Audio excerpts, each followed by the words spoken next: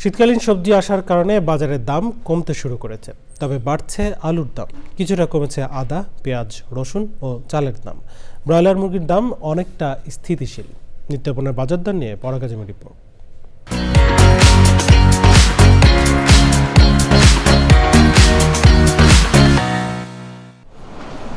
বাজারে বাড়তি অবস্থায় থাকা দেশীয় ও ভারতীয় পেঁয়াজের দাম কেজিতে 10 টাকা কমেছে।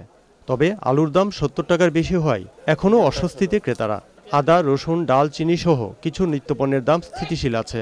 আলু গত সপ্তাহ চেয়ে এই সপ্তাহ কেজি প্রতি 2 থেকে 3 টাকা বাড়ছে।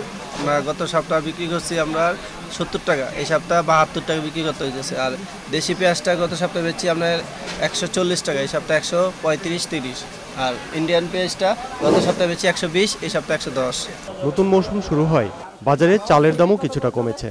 আরও কমার সম্ভাবনার কথা জানালেন বিক্রেতারা। 28-29-এর দাম 2 টাকা করে কেজিতে কমাইছে আগের থেকে। এগুলি মনে করেন 60 টাকা বেচা যা, 58 টাকা কিনে আসতেছে। আগামী সপ্তাহ হয়তো আরও 1 টাকা 1.5 টাকা কমতে পারে। ফুলকপি, বাঁধাকপি, শিম সহ শীতকালীন সবজি উঠতে শুরু করেছে বাজারে। এজন্য সবজির দাম আগের চেয়ে কিছুটা কম। গত সপ্তাহ ফুলকপি ছিল আমাদের 60 টাকা বেশি, 70 করে বেচি, এই সপ্তাহ 50 বিক্রি করতেছি।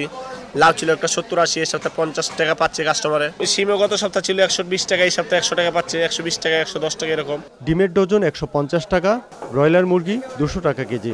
নিত্যপণ্যের দাম নিয়ে মিশ্র প্রতিক্রিয়া ক্রেতাদের। আগের চেয়ে একটু স্বস্তি মনে হচ্ছে। আগে তো দেখা যাচ্ছে যে 100 নিচে কোনো কিছু কিনা গেছে না, এখন কিছুটা হলো কমছে, আগের চেয়ে কমছে। সাধারণ আয়ের মানুষের জীবনযাপন করা খুবই কষ্টকর হয়ে পড়ছে। যতটুকু আশা করতেছে ততটুকু এখনো হতেছে না। যারা টাকা পয়সা আছে এরা তো স্বাভাবিক নিতে পারে, যারা গরিব তারা তো এইভাবে কিনতে পারে না।